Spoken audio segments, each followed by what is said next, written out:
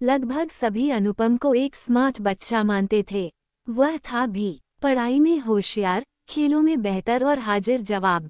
सिर्फ mummy papa और छोटी बहन कुमकुम को ही यह रहस्य मालूम था कि रात होते ही उसकी पमपम बज जाती है। अनुपम को अंधेरे से बहुत डर लगता था। डर भी इतना कि अंधेरे कमरे में अकेले जाने की बात तो छोड़िए, मध्यम रोशनी से भी उसे घबराहट होने लगती थी।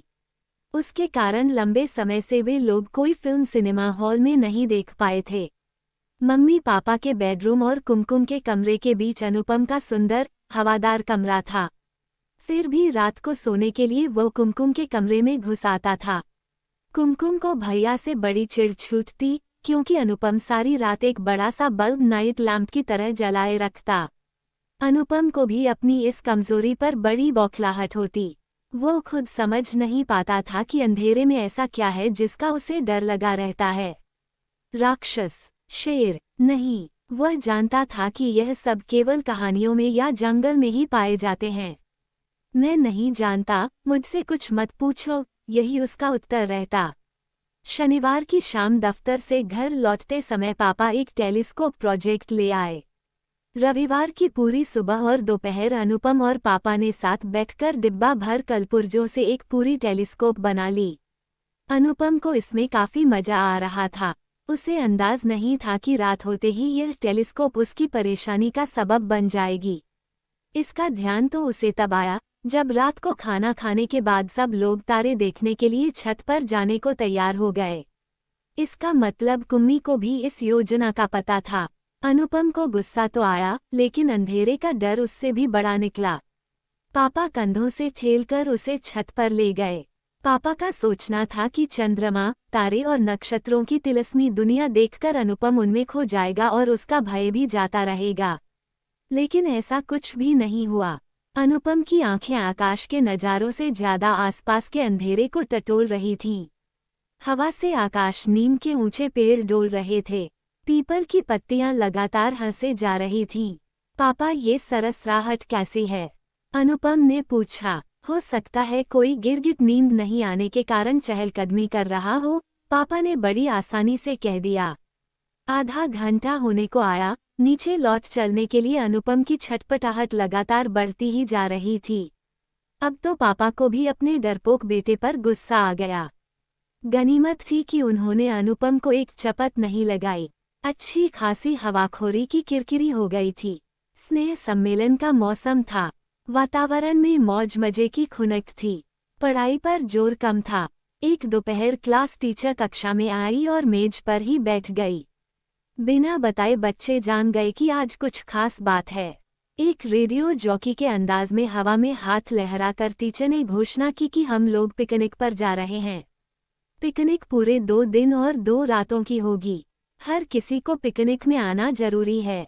बच्चे तो खुशी से उछल पड़े, किलकारियां भरने लगे और मारे उत्तेजना के मेज थपथपाने लगे।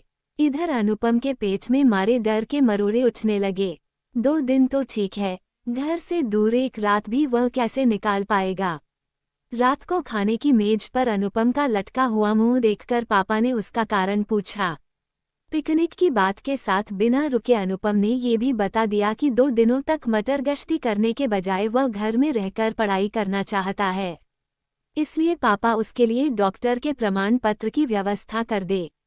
पापा सब जानते थे कि पिकनिक छोड़कर पमपम को पढ़ाई क्यों सूझ रही है। उन्होंने कड़े शब्दों में कह दिया कि अनुपम को जाना ही होगा। पढ़ाई होते रहेगी। दोस्तों के साथ मिलजुल कर रहने के मौके बार बार नहीं मिलते। पिकनिक पर जाओगे तो 2 बातें सीख कर ही आओगे। अब तो दिन के उजाले में भी खाने खेलने से अनुपम का मन उचट गया। जंगल के अंधेरे में जो होगा सो होगा, सहपाठियों के सामने पोल खुल जाएगी सो अलग। बड़ा स्मार्ट बना फिरता था बच्चू। आखिर पिकनिक का दिन आ पहुंचा। बच्चे खुशी खुशी बस में सवार हुए। गाते हंसते, शोर मचाते सब चल पड़े। अनुपम अपनी सीट पर सहमा दुबका बैठा रहा। झमझमा फॉल्स पहुंचकर उसने देखा कि जंगल के बीच में खुले हिस्से में 30-35 छोटे छोटे तंबू लगे हैं। यही उन सबको रहना सोना था। अनुपम अपने जैकेट के अंदर हनुमान चालीसा की पोथी भींचे हुए बस से नीचे उतरा। टीचर ने बताया कि हर तंबू में 2 बच्चे रहेंगे। अपना अपना पार्टनर चुन लो। इस बार अनुपम के सामने कोई दुविधा नहीं थी। उसने लपककर नाहर को जा पकड़ा। सच तो उसका नाम अजीत था और वह स्कूल का जूडो चैंपियन था। दोस्तों ने उसका नाम अजीत उर्फ लायन रख छोड़ा था। हिंदी के शिक्षक ने उसका नाम बदलकर नाहर कर दिया था। अनुपम का पार्टनर बनने के लिए नाहर ने हाँ तो कह दिया था, लेकिन उसके चेहरे पर परेशानी के भाव थे।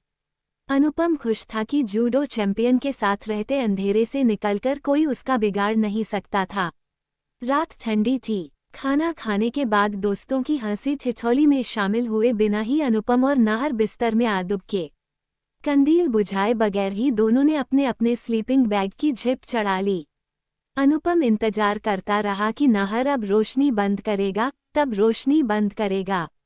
तभी एक खरखरी फुसफुसाहट से अनुपम चौंक उठा। फिर उसे ध्यान में आया कि नाहर उससे कुछ पूछ रहा है।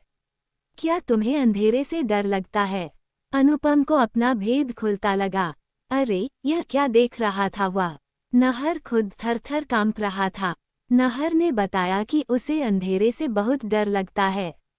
और एक आश्चर्य की बात हुई, अनुपम ने खुद को ये कहते सुना कि अंधेरे से क्या डरना। अब वो स्लीपिंग बैग परे हटाकर उठ बैठा।